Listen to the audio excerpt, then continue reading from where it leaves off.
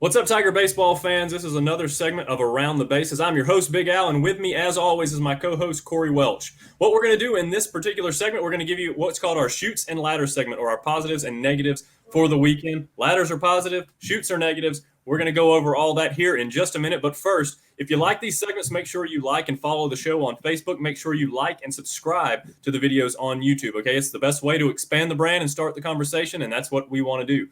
Let's get into this right away, Corey. All right, shoots and ladders. Okay. All right. You ever played the old board game? That's what we're doing. Okay.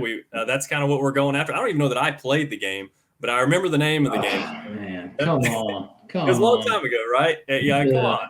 I played it like 2 weeks ago. I mean, oh, that's perfect. Perfect. So you know exactly what's going on. I was more of a Monopoly type guy, I think, myself. So, and too much thinking there. Too much thinking. Yeah. Oh, yeah, there is a lot of thinking there. As a matter of fact, the Morgan Thomas show host, Morgan himself, is a big Monopoly guy. He's a big cheater at Monopoly, though. So, he likes to win and steal everybody's property. But we're going to get into the shoots and ladders segment. So let's start off with the negatives. Okay, that's what we're going to end on a positive note. So let's get the negative out of the way. What you got?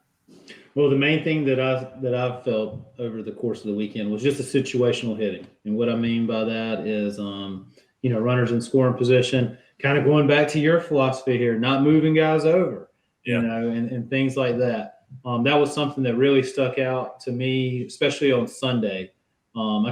Maybe you can kind of pick me up there on the exact situation late in the game. I can't remember exactly who it was, so I don't want to misquote myself there. But it kind of comes back to a one-run game, and that's easy. That's that separate point right there.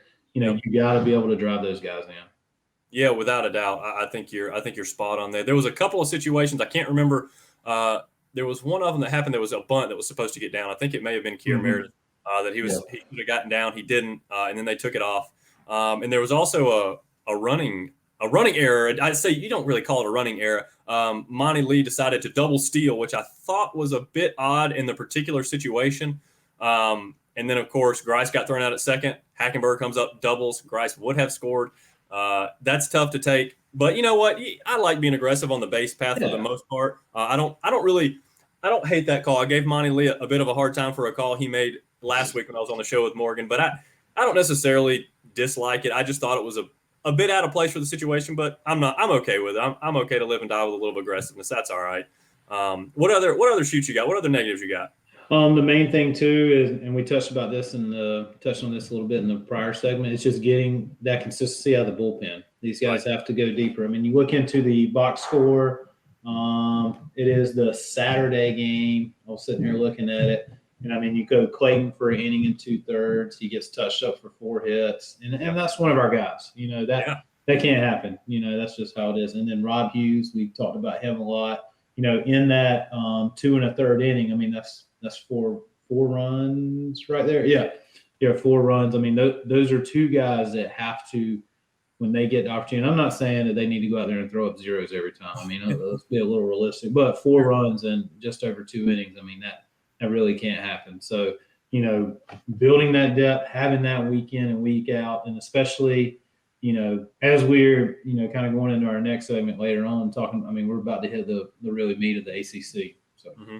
Yeah, no doubt about it. I have the bullpen. That's the first thing I have on my list, actually. We talked about Clayton, Hughes, Clark, Gilbert. They've all struggled at times. Most of those this weekend. In fact, Clark didn't do too bad this weekend. I think he only gave up 1. He was good.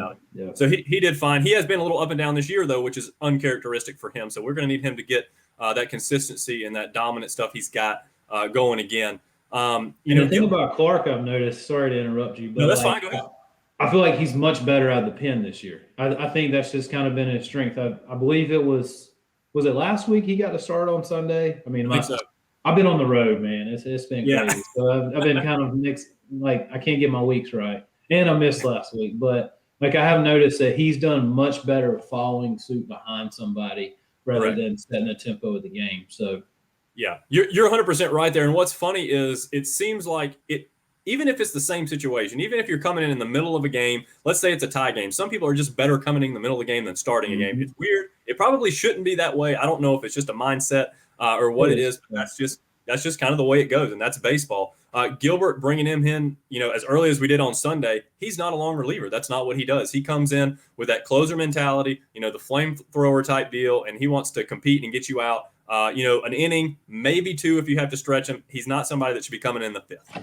That's not something we should do. I don't like it. I don't think he looks comfortable in that role, to be honest with you. I just don't think he has this year. I really thought, by the way, I think he had runners on second and third, maybe, or first and second, and he walked out on 4 straight pitches. He had already been touched up after the error.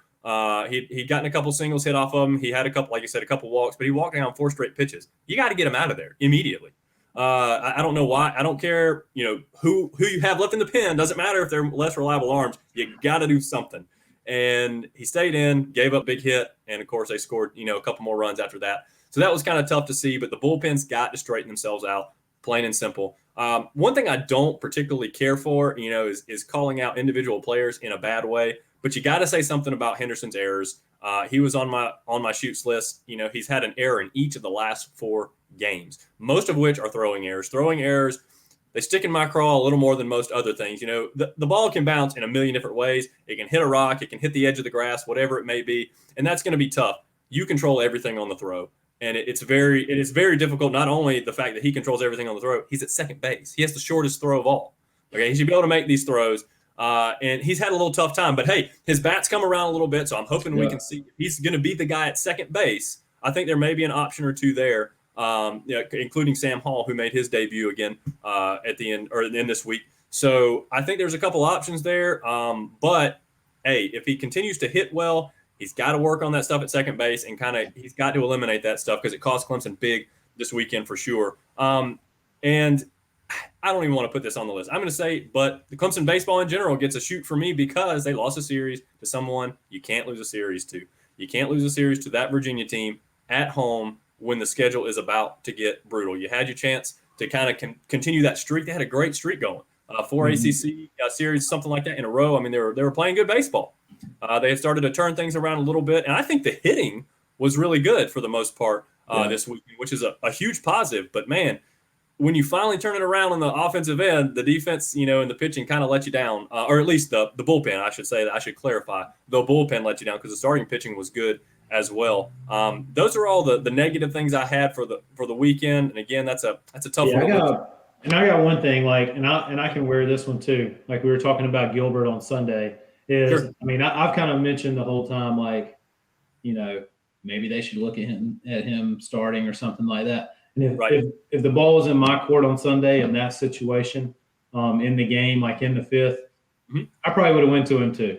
I think he's your best arm available at that point. You give him that opportunity. But now I feel like as a coaching staff, they should know, all right, well, maybe he's not that guy. So maybe we go back to plan A, which is the Friday, Sunday deal or whatever it may be. So, but it kind of stinks that, we had to learn that, they cost us a series. So. Right. And I want to be very clear on what I said before. I don't mind the call to bring Gilbert in that situation. I think you're actually right there. My bigger issue with that is the fact that he should have been taken out after the 4-pitch walk.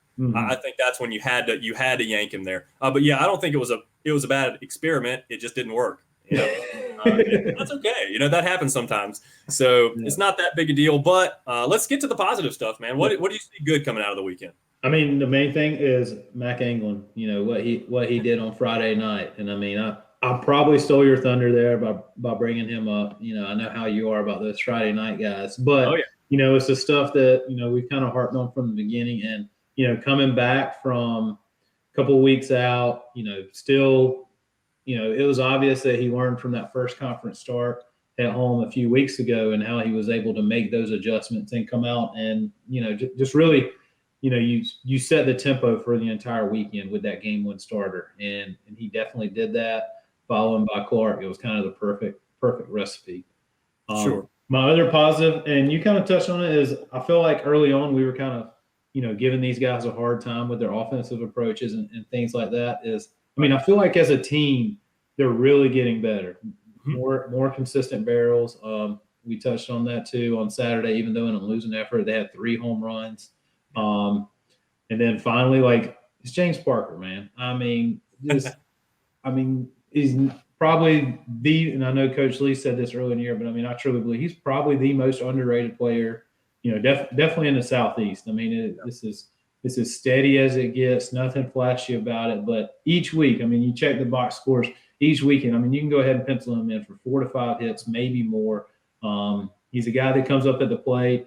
He's not like this big Hulk or imposing guy, but he still gets a lot of extra base hits. So. Yeah, no doubt. I love what Parker's doing. Hopefully, we can convince him to stay one more year for us, right? So we really have some offense going into next season. We'll go ahead and cross our fingers, hold our breath on that. Right? Look, I one-upped you a little bit. Okay, I didn't put Mac Anglin. I put the starting rotation. Okay, I was pleased with all 3 guys. Mac Anglin was awesome. It's the Friday night guy we've been looking for. He needs to continue that consistency. If he can just keep his command, which is what we've been talking about, he's filthy. And he showed that this weekend on Friday. So hopefully he is able to continue that, much like Keyshawn Askew, who's your Saturday guy, who is done very well. He's probably been our most consistent pitcher throughout the season. Obviously he started a little late, but it's been really good to have him as well. Hoffman, again, turns in another good performance. Like I said, that 2-run homer was a fluke. I'm only giving him credit for 1 run. I thought he did a great job, and I'm sure that's really what matters to him is the fact that I'm only. But Allen Book, yeah. But I think that's your starting rotation. I think that is it. I think you've got it, and I think you run with it for the next several weeks to see how it goes. I like Anglin, Askew, and Hoffman in those roles, and I hope that continues. It'd be nice to get Sharp back in a little relief type role as well. But the starting rotation has looked really good, and I'm very excited about that. Another one I have down here is Hackenberg. Look, he raised his average 32 points this weekend. He was very clutch. He became James Parker this weekend. He was a guy that was hitting in clutch situations, getting some big hits, some doubles, several RBIs. It was just good to see, and that's what we wanted from him at the beginning of the year. We knew he wasn't going to play, but we knew when he got in this lineup, that could be a big thing. Wasn't there initially. He wasn't getting the hits, but he steadily climbed and climbed and climbed. And like I said, he took a big leap this weekend, so that was really good to see for Hackenberg. I put Kier on my list as well because, he came out, I think he got maybe a hit in his first game and 4 in his second, and then just fell off the map. And he was not getting hits. It was almost – it was really disappointing to see, to be honest with you, because he comes in and immediately makes the impact we all knew, and we're like, see there, we told you so. This guy was going to be a difference maker in the lineup, and then he kind of disappeared for quite a while, actually. He started to hit the ball pretty well this weekend. I think he went over on Sunday, but man, he hit a couple balls really hard, especially I think they're even maybe in the ninth. I can't remember. It was a ninth. Yeah. It was a ninth. He's just right at the outfielder. It's kind of tough, but he's hitting the ball better, and Clemson really, really needs that. And last but not least, I put Sam Hall on there as well, kind of a token guy there. He got back in action. He got the pinch run and he scored, and then he made a great defensive play to end the game on the Friday night game. So. I say Friday night. I think it ended up being Friday afternoon, maybe with the weather. But anyways, it was good to see him back in the rotation. It'd be nice, to have another option there, potentially at second base or on the infield, wherever it may be. It's always been the bat has been the concern with him. He's got the athleticism to play second base. I think his defense is not really the issue. I think it's offense with him and how consistent he can be at the plate. But we'll see how that goes and see if that turns anything around. Any final thoughts as far as the positives and negatives for the weekend? Just kind of piggyback on Sam Hall, and I agree with you 100%. And I think it would be good for them just to have that veteran presence too. Right. And the thing is, we talked about early on about the number of young guys that we've thrown. Now we're, 2 months into the season. Those guys aren't freshmen anymore. That's just how it is. But to still have him, and then our last negative, I guess we learned last week from an experiment is maybe Morgan's not the guy. Since I had to sit last week out, at the end of the day, like it could all circle back to Morgan. So Morgan really blew it. Clemson was doing great until he subbed in on the show. That's all I've got to say. That's an excellent piece for Chutes and Ladders. I hope he has fun editing this one, and hope he can edit that out because that's probably the greatest moment of the show so far. But look, again, I hope you like this content. Look, make sure you like and follow the show on Facebook. Make sure you like and subscribe on YouTube to Around the Bases, the Morgan Thomas Show, and the whole 9 yards. Again, it's the way we expand the brand and start the conversation. That's what we want. We'll catch you next time.